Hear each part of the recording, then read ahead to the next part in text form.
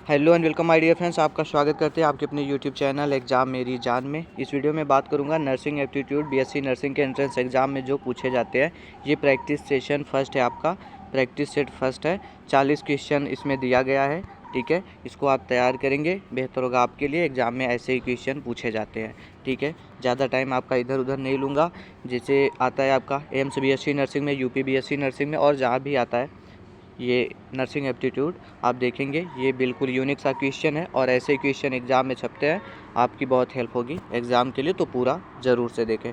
तो चलिए स्टार्ट कर लेता हूँ। पहला क्वेश्चन है, when transferring patient from a bed to a chair the nurse should use which muscles to avoid back injury. ठीक है, समझने की कोशिश करें। और जो मेरा कहने का मतलब होता है क्वेश्चन समझे, उसका आंसर में समझने से कोई मतलब नहीं होता। मतलब ऑप्शन आप न देखें, पहले क्वेश्चन देखें। अगर क्वेश्चन समझ में आ गया, ऑप्शन पर ऑलरेडी क्लिक होगा आपका, ठीक है। किसी मरीज को बिस्तर से कुर्सी पर स्थानांतरित करते समय नर्स को पीठ की चोट से बचने के लिए किन मांसपेशियों का उपयोग करना चाहिए। ठीक है, यहाँ पर पेशेंट को पीठ में चोट लगे इससे मतलब नहीं है, बोल रहे हैं कि नर्स को पीठ में ना चोट लगे, इसके लिए किस मांसपेशी का यूज करना चाहिए। तो abdominal muscles, back muscles, leg muscles, upper arm muscles. Hindi में देखेंगे वही चीज़ है, थोड़ा सा छोटा कर लूँ, आपको दिख रहा होगा स्क्रीन पर, मुझे दिखना चाहिए। पेट की मांसपेशियों का, या पीठ की मांसपेशियों का, या पैर की मांसपेशियों का, या ऊपरी बाह की मांसपेशियों का, मतलब हाथों की मांसपेशियों का, कंधे के पास, शोल्डर के पास जो होता है। यहाँ आप देख पा रहे होंगे पेट की मांसपेशी से कोई मतलब नहीं है। वो जो नर्स है वो लेट के तो उसके ऊपर जाके तो उठाएगी नहीं, ठीक है। पीठ तो पीठ से धक्का देके उठाना, ये भी कुछ नहीं समझ में आ रहा, ठीक है। पैर की मांसपेशियाँ, आप जो बेड है, मान लीजिए बेड पे कोई पड़ा हुआ है पेशेंट, तो नर्स इधर पे खड़ी होगी और यहाँ पे जाएगी, तो उसको थोड़ा सा पहले उठा करके फिर पैर अपना आगे बढ़ा सकती वहाँ पर। और पैर की मांसपेशियाँ सबसे मजबूत होती है, इसलिए पैर की मांसपेशियों का यूज करेगी या करेगा वो नर्स, ठीक है, जो भी है। आगे बढ़ते हैं। Filaria is caused by, filaria किससे होता है वो आपको बताना है। तो डायरेक्ट से बढ़ते, सभी को मालूम होगा, ये होता है, हिंदी में पढ़िएगा, विचरेरिया बैंक्राफ्टी, वही चीज़ें यहाँ पर लिखी हुई है। तो ये विचरेरिया या वाउचेरिया भी पढ़ते लोग, बैंक्राफ्टी के द्वारा होता है। सर फाइलेरिया होता क्या है ये आपको बताना है। तो देखिए, मेल में रिप्रोडक्टिव ऑर्गन्स जो होते हैं उसके आसपास दर्द होता है, पेन होता है, स्वेलिंग भी होती है, सूजन होता है। हाथ पैर में सूजन हो सकता है, होता है, देखा होगा आपने, हाथी पाँव गांव में बोलते हैं, या फिल पाँव ऐसा बोलते हैं। तो हाथ पैर में भी सूजन होता है, और यूजुअली गांव वाले यही जानते हैं कि हाथों पैरों में सूजन है ज़्यादा सा, तो वो फाइलेरिया है, ठीक है। लेकिन दोस्तों रिप्रोडक्टिव ऑर्गन्स के पास दर्द और सूजन हो सकता है, साथ में हाइड्रोसील हो सकता है, ठीक है। हाइड्रोसील आप लोगों ने सुना होगा, जानते होंगे उसके बारे में, हाइड्रोसील भी हो सकता है, इसकी समस्या आ सकती है। और ये फाइलेरिया जो है डिजीज़, ये वुचरेरिया बैंक्राफ्टी के द्वारा होता है। आगे बढ़ते हैं। The recommended daily, one second please, the recommended daily energy intake of an adult heavy working pregnant women is, बताना है एक वयस्क भारी कामकाजी गर्भवती महिला के अनुशंसित दैनिक ऊर्जा सेवन है, मतलब कितनी एनर्जी की ज़रूरत होती है नॉर्मली, ये आपको नॉर्मली नहीं, प्रेग्नेंट वोमेन के लिए आपको बताना है। तो पहले नॉर्मल वोमेन के लिए कितना होता है ये आपको पता होना चाहिए। तो नॉर्मल वोमेन के लिए जो होता है दोस्तों, वो 2000 किलो कैलोरी होती है, इतनी। और ये फीमेल की बात है, नॉर्मल फीमेल। और जो नॉर्मल मेल होते हैं उनके लिए 2500 किलो कैलोरी एनर्जी, इतनी रोज़ ज़रूरत होती है, इतनी एनर्जी रोज़ बर्न होती है।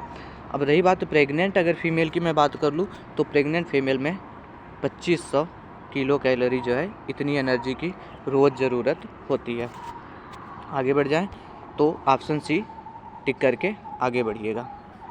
नेक्स्ट है, if the placenta is not delivered within 30 minutes of delivery then it can be removed, ठीक है। कहने का मतलब है, यदि डिलीवरी के 30 मिनट के भीतर प्लेसेंटा नहीं आया तो इसे हटाया जा सकता है। कैसे रिमूव किया जा सकता है, जैसे बेबी कोई है, वो उसका बर्थ हुआ, बच्चा पैदा हुआ, 30 मिनट के भीतर अगर प्लेसेंटा नहीं रिमूव किया गया, नहीं आया, तो उसको कैसे रिमूव कर सकते हैं, कैसे किया जाता है। By control, traction, manual method, surgery, none of the above. तो जो होता है दोस्तों, ये मैनुअल मेथड द्वारा अलग किया जाता है, ठीक है। ऑप्शन बी यहाँ पर सही है, मैनुअल मेथड। अब ये क्या होता है, जो गर्भाशय होता है, यूट्रस के अंदर प्लेसेंटा को मैनुअल मेथड से अलग किया जाता है, लेकिन क्या करके वो मैं आपको बताता हूँ। ऐसे नहीं कि जा कर के डायरेक्ट मैनुअल मेथड से कर देंगे, उसके लिए पहले एनेस्थेटिक मेडिसिन दी जाती है दोस्तों, उसके बाद ही अलग किया जाता है मैनुअल मेथड द्वारा। ठीक है, कुछ क्वेश्चंस बेसिक होंगे, कुछ थोड़े टफ होंगे आपको, जो समझ में नहीं आ रहे होंगे। लेकिन दोस्तों जो एप्टीट्यूड होता है, चाहे नर्सिंग एप्टीट्यूड हो, कुछ भी हो, तो उसमें क्या होता है, समझ आपकी देखी जाती है, उसमें नॉलेज आपका नहीं देखा जाता। आप क्वेश्चन को किस तरीके से सोचते हो, कितना समझते हो क्वेश्चन के बारे में, वही आपका चेकआउट किया जाता है, देखा जाता है। ठीक है, तो क्वेश्चन को एक बार में नहीं समझ में आया, 2 बार पढ़ो, 3 बार पढ़ो, लेकिन मैं 2-3 बार यहाँ पढ़ने के लिए नहीं आया हूँ। जल्दी मैं एक्सप्लेन करूँगा, क्योंकि 40 क्वेश्चन तक जाना है, और आप लोग शुरू में तो व्यूज़ देते नहीं हो, मतलब टाइम देते नहीं हो। आए 1 मिनट देख लिया, हट गए, तो उससे रिस्पांस घट जाता है दोस्तों यूट्यूब का, और यूट्यूब आगे नहीं भेजता, जिससे वीडियो जो है डाउन हो जाती है। तो इसीलिए बार बार से बोलता हूँ कि आखिर तक में बने रहें। ठीक है, तो हेल्प होगी आपकी बिल्कुल। आगे बढ़ते हैं। ये बार बार से रिपीट हुआ है question. International day of the midwife is celebrated on. कहने का मतलब हिंदी में बोलेंगे अंतर्राष्ट्रीय दाई दिवस, या मिडवाइफ जो नर्सिंग के होते हैं उनके लिए ये राष्ट्रीय दिवस कब होता है, सॉरी इंटरनेशनल अंतर्राष्ट्रीय दिवस कब मनाया जाता है। इंटरनेशनल दाई दिवस या international day of the midwife, ये कब मनाया जाता है, ये आपको बताना है। चलिएगा बताइए। 5th का हो जाएगा आपका ए ऑप्शन, 5 मई को मनाया जाता है। ठीक है, चैनल पर रहेंगे, आपको उसके लिए टेलीग्राम पे दे दिया जाएगा, बधाई दी जाएगी, वहाँ से याद हो जाएगा। ठीक है, पेपर में छप जाएगा, 1 नंबर आपका बन जाएगा। आगे बढ़ते हैं। Temperature regulation in a body is a function of. किसी शरीर में तापमान विनियमन का कार्य है। किसका कार्य है वो बताना है आपको। टेम्परेचर जो है मेंटेन किसके थ्रू होता है, हाइपोथैलेमस के, पिट्यूटरी ग्लैंड से, या फिर एमाइगडाला के, या हिप्पोकैम्पस, ये आपको बताना है। तो सभी को पता होगा हाइपोथैलेमस के द्वारा, ऑप्शन ए यहाँ पर सही है। अब दोस्तों वीडियो में थोड़ा सा आगे बढ़ूँ उसके पहले बता दूँ आपको, ये टेस्ट सीरीज चल रही है, आपको डेली टेस्ट सीरीज यहाँ पर मिलती रहेगी। चैनल सब्सक्राइब किया होगा, और फ्री में नोट्स ये जो है ये टेलीग्राम पर मिल जाएगा। टेलीग्राम का लिंक डिस्क्रिप्शन बॉक्स में, आप सर्च करके नहीं आ सकते, एग्ज़ाम मेरी जान लिखोगे टेलीग्राम पे नहीं मिलेगा चैनल, श्योर है, क्योंकि प्राइवेट रखा है मैंने, प्राइवेसी के चलते। तो आप क्या करेंगे, डिस्क्रिप्शन में जो लिंक दिख रहा है उसके थ्रू आ जाएंगे, फ्री में आपको मिल जाएगा। लेकिन अब मैं यहाँ क्वेश्चन करा रहा हूँ और ज़्यादा एक्सप्लेन नहीं कर रहा हूँ, इसका रीज़न ये है कि मैंने नोट्स प्रोवाइड किया है स्टूडेंट्स को, वहाँ पर उन्होंने अच्छे से समझा हुआ है, पढ़ा हुआ है, तो उनको परेशान होने की ज़रूरत नहीं है। वो वहाँ पढ़ के आए, यहाँ वो पूरा करेंगे, 40 में से 35, 37, 38 नंबर तक वो करेंगे। तो नोट्स आप भी परचेज कर सकते हो, वो इस नंबर पर व्हाट्सएप करके 9517193475 आप इस पे व्हाट्सएप कर देंगे, और 399 का पेमेंट कर देंगे, फिर वहाँ पर लिख देंगे यूपी बीएससी नर्सिंग नोट्स, तो आपको नोट्स मिल जाएगा। अभी उसमें सिर्फ नर्सिंग एप्टीट्यूड नहीं है दोस्तों, यहाँ तो मैं नर्सिंग एप्टीट्यूड का टेस्ट ले रहा हूँ आपका, लेकिन वहाँ पर सभी सब्जेक्ट्स मिल जाएंगे। फिजिक्स मिलेगा, chemistry, biology, nursing aptitude, GK और इंग्लिश, दोनों हिंदी इंग्लिश दोनों में है। साथ में क्वेश्चन है प्रीवियस ईयर के, और जिस टॉपिक जिस यूनिट से बार बार से पूछे जाते हैं वो क्वेश्चन भी दिए गए हैं, और मैं इधर आपको प्रैक्टिस अलग से करवा रहा हूँ। ठीक है, तो परचेज कर सकते हैं इस नंबर पर व्हाट्सएप करके, स्कैनर मिलेगा, 399 का पेमेंट करेंगे, फिर व्हाट्सएप पर आपको नोट्स मिल जाएगा। आगे बढ़ते हैं। What is the glomerular filtrate rate in an adult. ये क्या होता है ये आपको बताना है, इसको बोलते हैं GFR, ग्लोमेरुलर फिल्ट्रेट रेट। ये कितना होता है एक एडल्ट में। पहले सर बताइए ये क्या होता है। तो देखिए, किडनी द्वारा रक्त को कितना फ़िल्टर किया गया, मतलब किडनी द्वारा रक्त को फ़िल्टर करने की दर जो होती है वही होता है GFR। ठीक है, इसी को बोलते हैं, और ये कितना होना चाहिए वो आपको बताना है। तो ये होता है दोस्तों 180 लीटर पर डे। 180 लीटर, यहाँ 1 जैसा दिख रहा होगा, लेकिन ये दोस्तों लीटर है। 180 लीटर पर डे इतना होता है। और अगर यही दोस्तों 15 से कम हो जाता है ना, 15 से कम हो जाएगा तो क्या हो जाता है, किडनी फेल्योर, इसी को बोलते हैं किडनी फेल्योर आपका हो जाएगा। ऑप्शन बी के साथ चले जाइएगा, 180 लीटर पर डे। आगे बढ़ते हैं। RH factor incompatibility can produce, ठीक है, ये आपको बताना है। RH कारक असंगति उत्पन्न कर सकती है। क्या उत्पन्न कर सकती है? AIDS, sickle cell anaemia, erythroblastosis, fetalis, Turner's syndrome क्या कर सकती है वो आपको बताना है। तो राइट ऑप्शन के साथ हम जाते हैं सिकल सेल एनीमिया। अब ये क्या होता है? RH फैक्टर, ये आपको पता होगा, नाम तो सुना होगा, NCERT से पढ़े आप लोग तो नाम सुना होगा। RH फैक्टर ये RBC की सतह पर सरफेस पर पाया जाता है दोस्तों, रेड ब्लड सेल्स के सरफेस पर पाया जाता है और ये एक प्रोटीन कारक है, प्रोटीन फैक्टर है।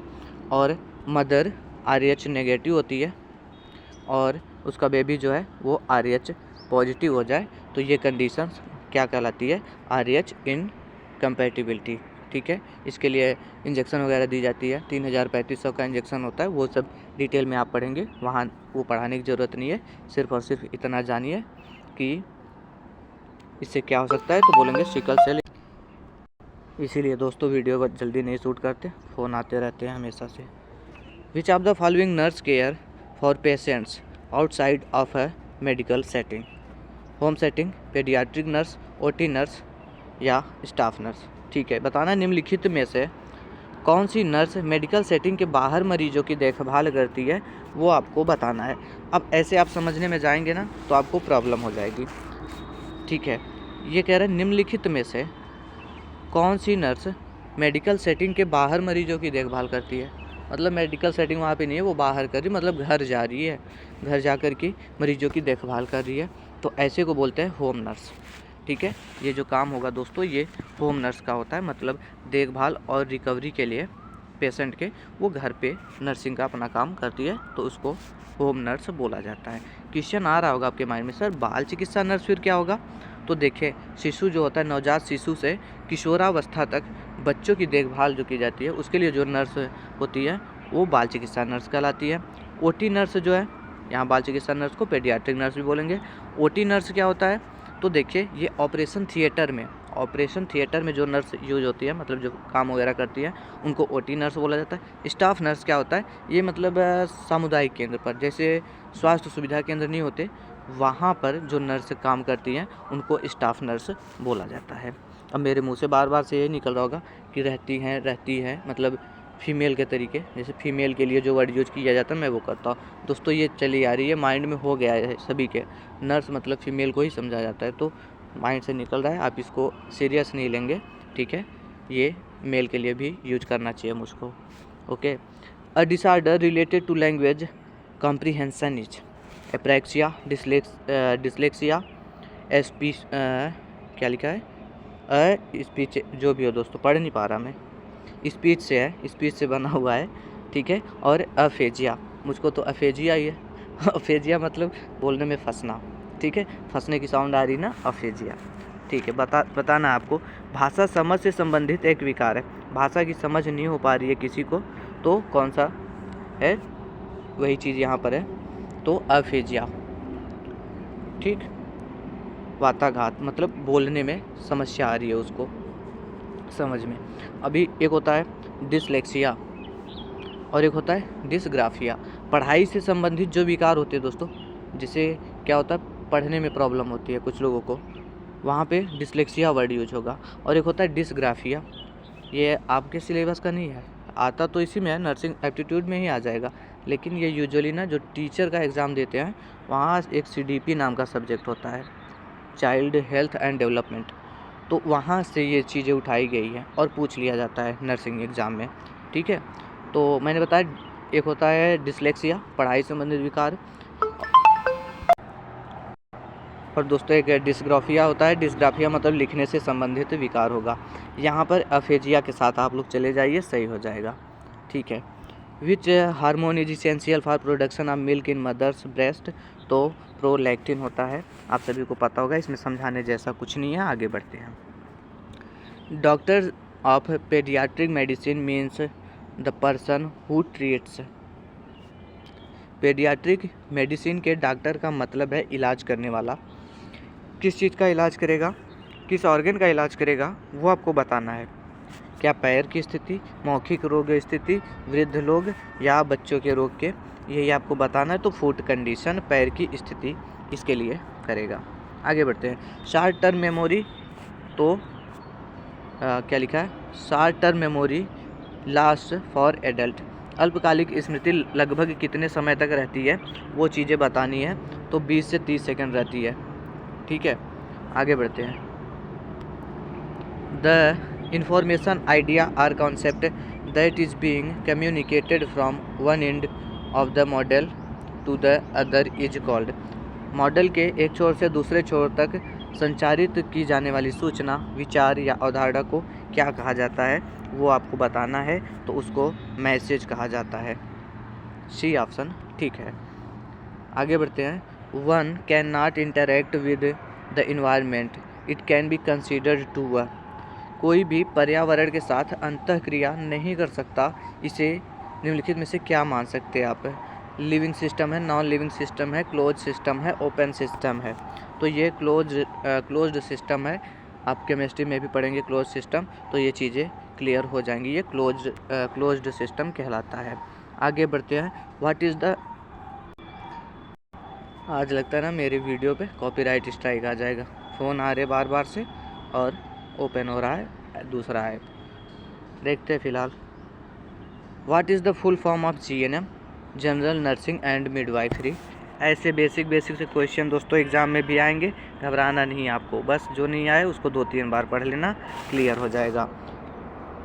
Where is the headquarter of UNDP, Geneva, New York, Washington या नैरोबी, कहाँ पे है वो चीज़ बतानी है आपको। UNDP, पहले ये क्या होता है ये जानिए। यूनाइटेड नेशंस डेवलपमेंट प्रोग्राम, इसका फुल नेम है यूनाइटेड नेशंस डेवलपमेंट प्रोग्राम, ये ठीक। और ये होता, इसका ऑफिस कहाँ पे है, तो आप बोलेंगे सर ये न्यूयॉर्क में है। आगे बढ़ते हैं। Headquarters of World Health Organization is located in, कहाँ पे है, किसका, वर्ल्ड हेल्थ ऑर्गेनाइजेशन मतलब WHO, इसका हेड क्वार्टर कहाँ पे है वो आपको बताना है। तो ये हो जाएगा जेनेवा में। ठीक है, आगे बढ़ जाएं। अगला क्वेश्चन है। India's first health care and wellness centre under Ayushman Bharat scheme was inaugurated in which one of the following district, Ayushman Bharat योजना के तहत भारत के पहले स्वास्थ्य देखभाल और कल्याण केंद्र का उद्घाटन निम्नलिखित में से किस जिले में है, बीजापुर में है। इसमें क्या समझाओ, इसको याद कर लेना, इंडिया का है, नया सा है, आना चाहिए। फिर Abhiyan Indradhanush is associated with which of the following, Abhiyan Indradhanush किससे संबंधित है वो आपको बताना है। ये हो जाएगा D option, change of bed sheets in ESIC hospital. ठीक है, ऐसे डायरेक्ट से पूछ लिया जाएगा, सब सोचेंगे इससे तो कुछ लेना देना नहीं होगा, कुछ ऊपर से 3 में से मार देंगे ऑप्शन में, लेकिन जो होगा डी ऑप्शन सी हो जाएगा, change of bed sheets in ESIC hospitals. ये दोस्तों नए क्वेश्चन है जो 2023 में पूछे गए हैं। ठीक है, कुछ क्वेश्चन जो जिसमें आप सोच रहे हैं ना बिल्कुल यूनिक सा है, तो वो 2023 का क्वेश्चन है, इसीलिए आपको वो क्वेश्चन भी यहाँ पर इंक्लूड कर दिए गए हैं। आगे बढ़ते हैं। अ साइकियाट्रिस्ट डील्स विद, एक मनोचिकित्सक निम्नलिखित से संबंधित है, किससे संबंधित है, लंग डिजीज से, वायरल फीवर से, मेंटल हेल्थ इश्यू से या किससे है, कैंसर से, बताइएगा। तो ऑप्शन सी के साथ जाइए, सभी को पता होगा, तो मेंटल हेल्थ इश्यूज़। आप कमेंट में करेंगे, कमेंट के बाद वीडियो ख़त्म होने के बाद आपका स्कोर कितना रहा, और बायोलॉजी का मॉर्निंग तक में आएगा वीडियो, अभी धीरे धीरे से टाइम पे ला रहा हूँ, उसके बाद आपको एक प्रॉपर सा शेड्यूल दे दूँगा, उसी टाइम पर टेस्ट होगा जिससे सभी लोग जुड़ सके। अभी तो मैं खुद नहीं भरोसा, अभी देख रहे हैं आप बीच में फ़ोन आ रहा है तो जाना है कहीं, लेकिन चला रहे काम। ठीक है, और डू नॉट डिस्टर्ब लगाया, आप लोग सोच रहे होंगे डू नॉट डिस्टर्ब क्यों नहीं लगाया, लगा के रखा है फिर भी फ़ोन आ रहा है, पता नहीं क्या गड़बड़ी है फ़ोन में। चलिए देखते हैं। A medical specialist who specialize in the treatment of bones, एक चिकित्सा विशेषज्ञ जो हड्डियों के उपचार में माहिर है उसको क्या बोलेंगे, तो उसको बोलते हैं ऑर्थोपेडिस्ट, सभी को पता होगा। आगे बढ़ते हैं। Most commonly used model of care in ICUs, मतलब ICU में देखभाल का सबसे अधिक इस्तेमाल किया जाने वाला मॉडल कौन सा है ये आपको बताना है। तो इसमें सब कुछ होता है, टोटल पेशेंट केयर, आईसीयू में, टोटल पेशेंट केयर। आगे बढ़ते हैं। Which pulse should the nurse palpate during rapid assessment of an unconscious male adult. एक बेहोश पुरुष वयस्क के त्वरित मूल्यांकन के दौरान नर्स को कौन सी नाड़ी टटोलनी चाहिए? रेडियल, ब्रैंकियल, फीमोरल या फिर कैरोटिड। अब आपको ये समझना, बेहोश है मतलब उसका माइंड वर्क नहीं कर रहा है, ठीक है, ब्रेन से रिलेट करेगा यहाँ पर। अब आपको ये समझना है ब्रेन के पास कौन सी नाड़ी होगी, तो वो है कैरोटिड। होती कहाँ है सर ये कैरोटिड? तो गर्दन जो है आपका, उसके दोनों ओर, दोनों तरफ आपकी कैरोटिड वेंस होती है, और यही नाड़ी पकड़ता है जो डॉक्टर्स होते हैं, ठीक है, कैरोटिड। उम्मीद कर रहा हूँ समझ रहे होंगे। आगे बढ़ते हैं। The incidence adverse drug reactions in highest in प्रतिकूल दवा प्रतिक्रियाओं की घटना सबसे अधिक है चिल्ड्रन में या किस में, बताना है आपको। तो ऑप्शन बी इसका राइट ऑप्शन हो जाएगा। जब एल्डर अवस्था में होते हैं, स्टेज में हम लोग, तब जा कर के ये होता है। चलिए नेक्स्ट क्वेश्चन है। एबनॉर्मल कॉन्स्टिट्यूएंट इन जॉन्डिस। पीलिया में असामान्य घटक क्या है, वो आपको बताना है। पीलिया में असामान्य घटक क्या है जिसके चलते मतलब पीलिया हो रही है? Sugar, protein, bilirubin, ketones bodies, ये आपको बताना है। तो इसका जो राइट ऑप्शन हो जाएगा दोस्तों 26 का हो जाएगा बिलिरुबिन। सी ऑप्शन पता होगा आपको। Normal range of blood cholesterol in healthy young adult is. तो स्वस्थ युवा वयस्कों में रक्त कोलेस्ट्रॉल की सामान्य मात्रा कितनी है, वो आपको बताना है। तो वो होता है दोस्तों 100 से 240 mg पर 100 ml। पर 100 ml में 100 से 240 mg होती है ये कोलेस्ट्रॉल। आगे बढ़ते हैं। Morphine poisoning cause death due to. Morphine विषाक्तता के कारण मृत्यु होती है, इसमें क्या हो जाता है जिसके कारण मृत्यु हो जाती है इंसान की? क्या सेंट्रल डिप्रेसेंट नर्वस सिस्टम, केंद्रीय अवसादग्रस्त तंत्रिका तंत्र, कार्डियक अरेस्ट हो जाता है, या फिर रिस्पायरेटरी डिप्रेशंस होती है? नन ऑफ दीज बताइएगा क्या होता है। तो सी ऑप्शन सही हो जाएगा, respiratory depression. Okay. Which is mental disease. Mental disease क्या है वो बताना है। ये 4 ऑप्शन में से बी ऑप्शन है न्यूरोसिस। अब न्यूरोसिस क्या होता है?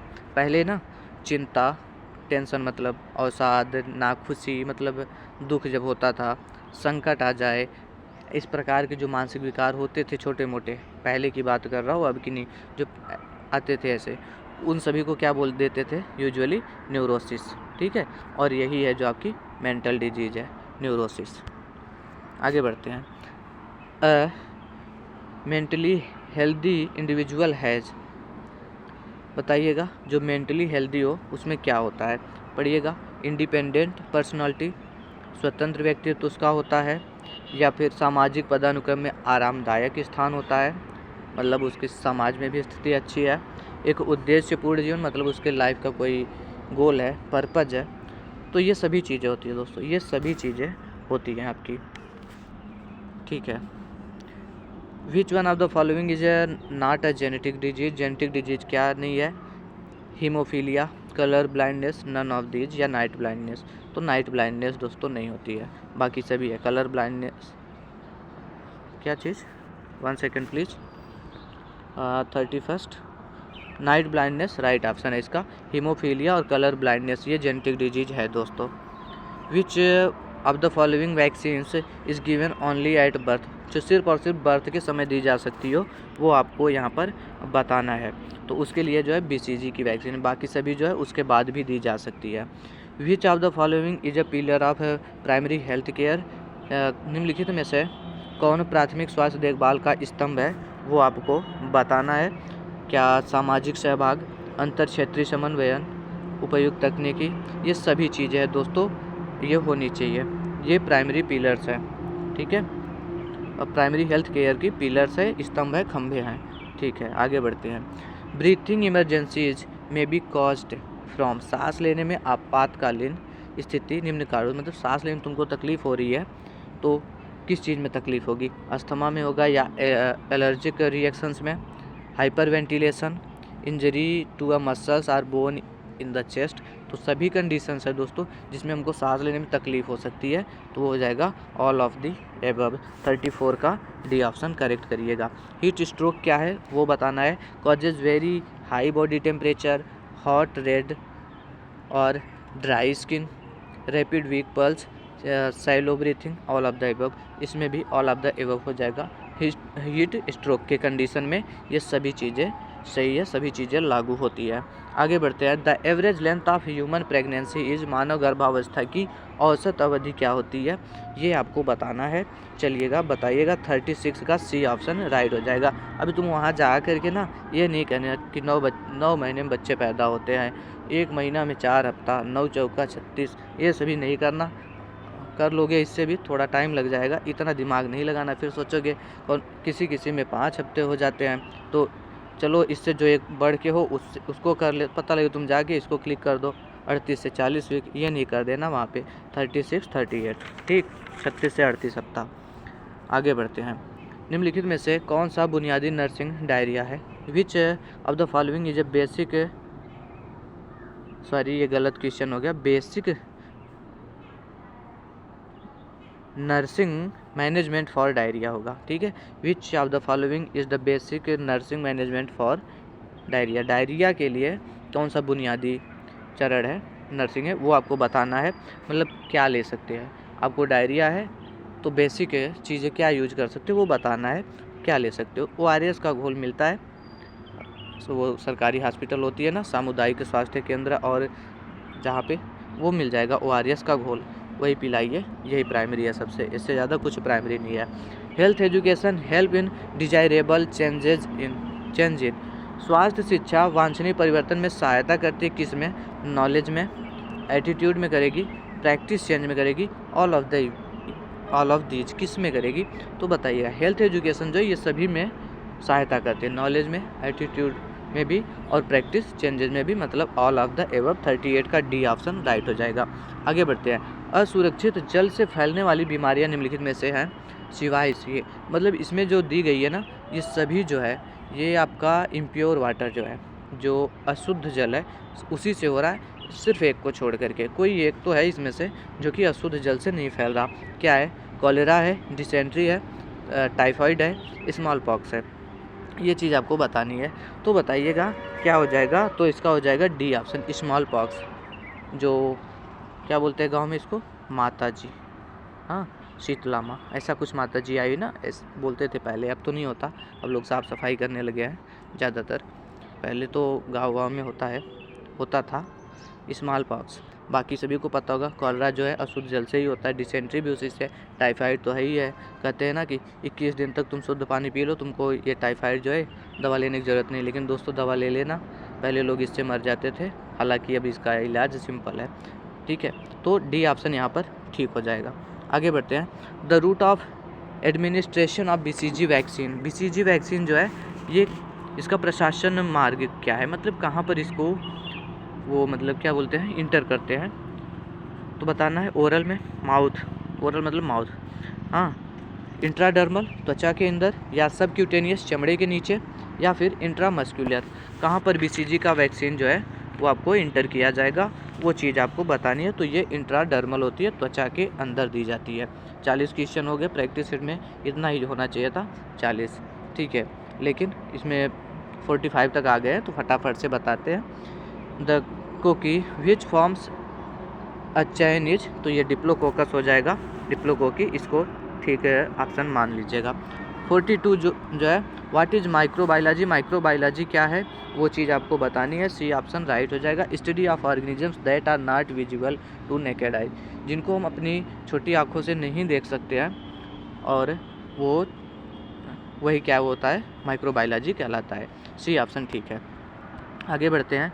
What are the cell wall structural components of fungi, fungi का कवक की कोशिका भित्ति के संरचनात्मक घटक क्या हैं, इसमें से बताइएगा कौन से घटक है। क्या पेप्टाइडोग्लाइकन पाया जाता है, सेलुलोज पाई जाती है, काइटिन पाई जाती है, ये दोस्तों सभी चीज़ें पाई जाती है। आप जाइएगा नोट्स उठाइएगा, बायो वाला, बॉटनी वाला, उसमें मिल जाएगा, वो बहु ये क्वेश्चन छपा हुआ है और थ्योरी पोर्शन में भी है। ऑल ऑफ द दीज करके आगे बढ़ जाना, ठीक है। 44, निम्नलिखित में से कौन सा यौन संचारित रोग है?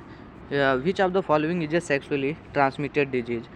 Q fever, leprosy, whooping cough, gonorrhoea.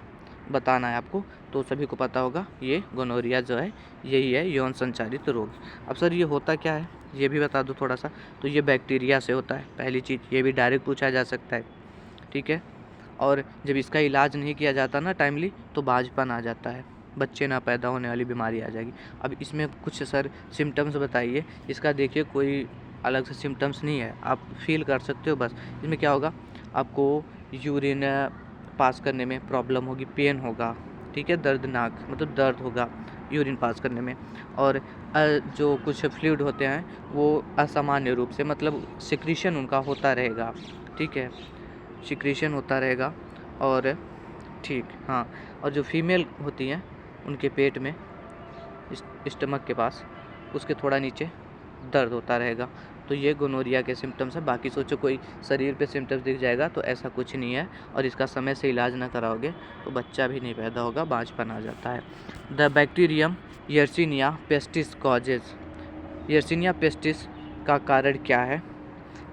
मतलब क्या है, यर्सीनिया पेस्टिस का कारण बनता है, क्या बनता है? तो ब्यूबोनिक प्लेग, ये आपका ठीक ऑप्शन हो जाएगा। तो दोस्तों ये 45 क्वेश्चन थे, बाकी कल से भी क्वेश्चन आएंगे, आपको प्रैक्टिस करवाई जाएगी। ये भी आपका नर्सिंग एप्टीट्यूड था। बाकी कल में बायोलॉजी का आएगा, मॉर्निंग में दूंगा आपको 10 बजे तक में, ठीक है। उसके बाद आपका बायोलॉजी का आएगा, फिर शाम में नर्सिंग एप्टीट्यूड होगा। और एग्ज़ाम तक में बिल्कुल अच्छे से तैयारी करा दूंगा आपका। सिर्फ यहाँ प्रैक्टिस करके जाइए क्वेश्चन का, थ्योरी में पढ़ करके आप आइए। थ्योरी ऐसा दिया आपको, एक बार देखते होंगे तैयार हो जाता होगा। इसमें मतलब कुछ ऐसी डिटेल वाहियात सी चीज़ें नहीं उसमें इंटर की गई है कि नहीं पूरा किताब तुमको दे दिया तुम पढ़ते रह जाओ तुम्हारा साल ख़राब हो जाए, ऐसा नहीं है। बिल्कुल सेलेक्टेड पॉइंट्स है जो एग्ज़ाम में छपते वही पॉइंट्स हैं। तो आप वहाँ से पढ़ करके आइए और यहाँ प्रैक्टिस करिए, इससे ज़्यादा कुछ भी करने की ज़रूरत नहीं है। सभी सब्जेक्ट्स आपको मिल जाएंगे नोट्स में, फिजिक्स है, केमिस्ट्री है, बायोलॉजी है, नर्सिंग एप्टीट्यूड है, जीके भी है और इंग्लिश भी है। ये सभी चीज़ें हैं यूपी बीएससी नर्सिंग को खास तौर पे ध्यान में रखते हुए बनाया गया है। और सभी चीज़ें हिंदी इंग्लिश दोनों में दी गई है। उसके साथ प्रीवियस ईयर क्वेश्चन है, हर यूनिट हर टॉपिक से क्वेश्चन अलग से उसमें इंक्लूड किए गए हैं, ठीक है। परचेज कर सकते हो। एक आखिर बार में बताता हूँ, वीडियो ख़त्म होने वाली है। तो इस नंबर पर व्हाट्सएप करके 9517193475 व्हाट्सएप करेंगे, 399 का पेमेंट करेंगे। व्हाट्सएप करेंगे, लिख देंगे यूपी बीएससी नर्सिंग नोट्स, आपको स्कैनर प्रोवाइड कर दिया जाएगा। 399 का पेमेंट कर देंगे, फिर नोट्स आपको प्रोवाइड कर दिया जाएगा। उसके बाद आप वहाँ पढ़ करके आइए और यहाँ पर प्रैक्टिस करिए क्वेश्चन की। आपका एग्ज़ाम क्लियर है, गवर्नमेंट मेडिकल कॉलेज में एडमिशन होगा, इस बात से घबराने की ज़रूरत नहीं है, श्योर मान के चलिए। ओके फ्रेंड्स, कैसा लगा, आपका स्कोर कितना हुआ ये कमेंट बॉक्स में बताएं। वीडियो को थोड़ा फ्रेंड सर्कल में शेयर करें जिससे कि मुझे भी मोटिवेशन मिले, रिस्पांस आ रहा है और आपकी भी हेल्प हो जाए। Okay friends, thanks for watching this video.